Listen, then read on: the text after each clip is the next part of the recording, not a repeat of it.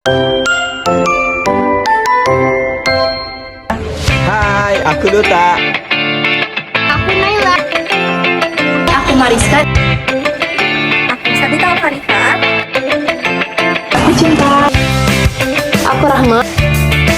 Aku Intan. Saya Azahra Mayasari. Aku Asya. Aku Nur. Dari kelompok 2. Purified water ialah air yang telah melalui proses pemurnian untuk menghilangkan kontaminan. Tujuannya untuk memastikan kemurnian dan keamanan penggunaannya dalam produk farmasi dan juga medis. Yang pertama yaitu purifikasi menggunakan metode filtrasi. Filtrasi bertujuan untuk menghilangkan zat-zat pengotor yang ada dalam air yang kotor yang mau kita ujikan. Nah, jadi filtrasi ini dapat terdiri dari filtrasi kasar dan juga filtrasi halus. Yang kedua yaitu proses deklorinasi atau penghilangan klorin. Klorin sering ditambahkan ke dalam air untuk menjadi desinfektan. Namun dalam sekian farmasi, klorin ini justru mengganggu kestabilan dari air tersebut. Tiga yaitu proses ion exchange atau pertukaran ion. Proses ini bertujuan untuk menghilangkan ion-ion seperti logam, mineral ataupun garam yang terlarut di dalam air. Nah, seharusnya dalam purified water itu tidak ada ion, atau jika ada seharusnya dalam jumlah yang sedikit, karena ion ini itu bisa bereaksi dengan zat-zat yang lain. Selanjutnya ialah proses meminimalisir bioburden yang ada di dalam air. Nah, proses ini dapat dilakukan dengan cara reverse osmosis menggunakan pompa ikan ataupun penyinaran dengan UV untuk mengurangi mikroorganisme yang ada di dalam air tersebut. Nah, selanjutnya ialah proses distilasi.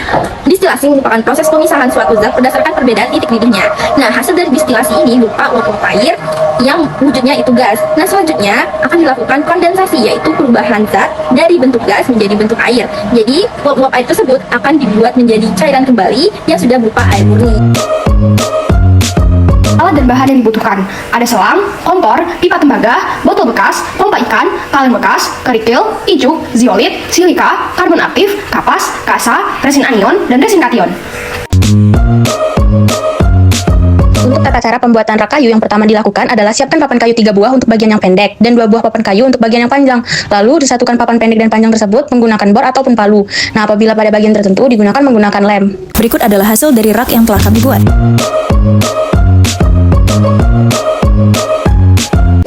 Pertama, filtrasi.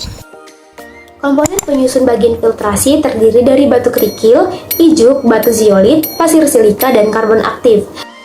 Batu kerikil berfungsi sebagai lapisan penyaring awal untuk menyaring partikel-partikel besar seperti pasir, lumpur, atau kotoran fisik lainnya. Ijuk bertindak sebagai penyaring untuk menangkap partikel-partikel yang tidak tertahan oleh kerikil.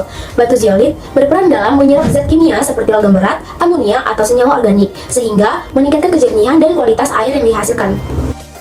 Pasir silika berfungsi untuk menyaring partikel kecil seperti lumpur, debu, dan sedimen halus, mengurangi kekeruhan air sehingga menjadi lebih jernih dan melindungi lapisan filtrasi berikutnya dari penyumbatan oleh partikel besar. Fungsi dari karbon aktif yaitu menyerap bahan kimia organik seperti klorin serta menghilangkan bau dan rasa tidak sedap pada air, menghilangkan zat berbahaya seperti senyawa organik volatil dan logam berat tertentu, menyaring kontaminan mikroskopis yang tidak dapat dihilangkan oleh filtrasi mekanis. Nah, di dalam filtrasi itu terbagi menjadi 2 filter, yaitu filter kasar dan filter halus. Filter kasar ini terdiri dari kerikil dan ijuk, dan filter halus ini terdiri dari pasir silika, batu zeolit, dan karbon aktif. Setelah melalui proses filtrasi, selanjutnya air akan dialirkan menuju proses ion exchange. Jadi, ion exchange itu adalah proses kimia di mana ion-ion terlarut dalam suatu larutan tersebut ditukar dengan ion-ion lain yang terdapat pada permukaan zat padat yang tidak terlarut. Nah, pada proses pembuatan purified water ini tentu saja kami menggunakan ion exchange yang berupa resin anion dan kation. Keduanya ini memiliki fungsi yang berbeda. Jadi, yang resin kation ini fungsinya untuk mengganti ion positif dalam air dengan ion hidrogen H+. Nah, ion-ion positif ini dihilangkan oleh resin kation. Contohnya itu kalsium, magnesium, dan juga natrium. Selanjutnya, sedangkan resin anion fungsinya itu adalah dia mengganti ion negatif atau OH- dalam air dengan ion hidroksida atau bentuk garamnya. Ion-ion yang dihilangkan oleh resin anion itu contohnya klorida, sulfat, dan nitrat. Nah, setelah melalui proses ion exchange tadi, air akan disalurkan menuju wadah yang terdapat pompa ikan. Pompa ikan celup akan dihubungkan ke sumber listrik, kemudian listrik ini akan mengaktifkan motor listrik yang ada di dalam pompa. Motor yang berputar ini akan memutar komponen impeller dengan kecepatan yang tinggi. Nah, setelah itu terjadi penghisapan air karena tekanan di sekitar impeller menjadi lebih rendah. Oleh karena itu, air di sekitarnya akan terhisap ke dalam pusat impeller. Nah, air ini kemudian terdorong keluar dari impeller oleh gaya sentrifugal. Air yang terdorong keluar ini kami alirkan melalui selang yang terhubung ke wadah yang akan digunakan untuk proses selanjutnya. Pembaikan di sini berperan untuk meminimalisir bioburden.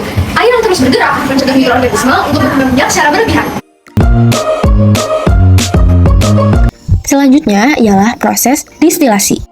Wadah yang menampung air hasil filtrasi ion exchange dan juga minimalisir bioburden tadi kita pindahkan ke atas kompor untuk dilakukan proses distilasi. Apa sih itu distilasi? Distilasi merupakan suatu proses pemisahan campuran berdasarkan menjadi komponennya.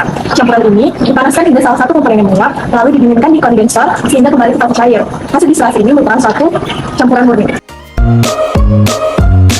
Kondensasi adalah proses perubahan wujud suatu zat dari gas menjadi cair, yang dalam hal ini dari uap-uap air menjadi air kembali. Nah, hasil dari distilasi yang berupa uap akan dihubungkan dengan selang yang menyalurkan uap panas menuju pipa kondensor. Nah, pipa kondensor ini merupakan tempat terjadinya kondensasi. Pipa ini terbuat dari kaca ataupun logam. Di sini kami menggunakan pipa tembaga yang memiliki bentuk spiral. Uap panas yang mengalir melalui pipa ini akan bersentuhan dengan permukaan pipa yang dingin sehingga menjadi mengembun dan terbentuk cairan kembali. Pemberian es batu dalam wadah yang berisi pipa tembaga berfungsi untuk menjaga suhu pipa tembaga agar tetap dingin. Es batu ini akan menyerap panas dari uap yang mengalir di dalam pipa, sehingga uap tersebut akan lebih mudah mengembun. Hasil dari kondensasi ini merupakan air murni yang telah melewati berbagai proses panjang sampai akhirnya menjadi purified water.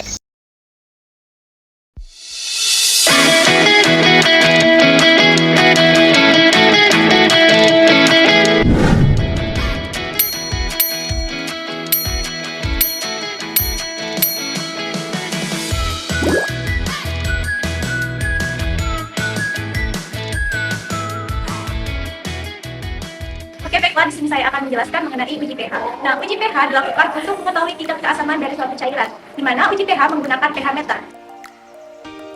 Yang pertama, pH meter dikalibrasi terlebih dahulu ke dalam aqueous, baru dicelupkan ke dalam purified water, di mana hasil uji pH didapatkan pH sebesar 7,46, dan hal ini telah sesuai dengan pH air.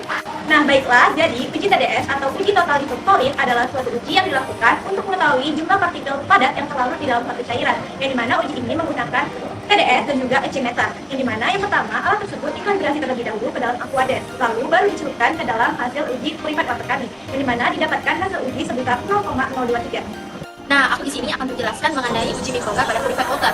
Uji mikroba dilakukan untuk memastikan air yang digunakan dalam keadaan bebas dari mikroorganisme sehingga tidak membahayakan produk akhir. Nah, purified water ini dilakukan sebagai bahan baku atau komponen penting dalam proses produksi, terutama dalam bidang farmasi. Uji mikroba dilakukan dengan langkah pertama yaitu sterilisasi alat. Nah, sterilisasi alat ini dilakukan dengan autoclave selama 15 menit dengan suhu 121 derajat.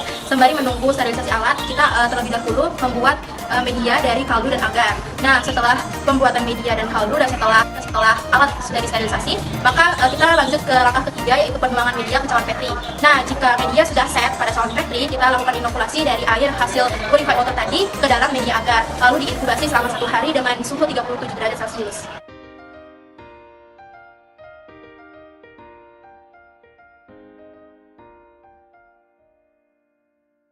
Isi tes mengacu pada pengukuran konduktivitas listrik atau electrical conductivity. Isi tes ini menggunakan alat yang bernama TDS dan ecmeter.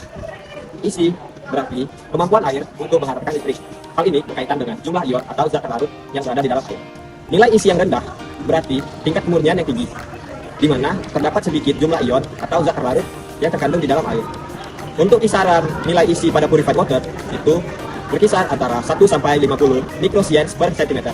Berdasarkan uji yang telah kami lakukan menggunakan alat purified water kami, didapatkan setelah difiltrasi, air yang telah kami uji itu mendapatkan nilai sebesar 46 mikrosiemens per cm, dan setelah didestilasi mendapatkan hasil 44 mikrosiemens per cm. Hal ini menunjukkan adanya penurunan electrical conductivity pada air yang telah didestilasi. Berikut adalah rangkuman hasil evaluasi yang kami lakukan.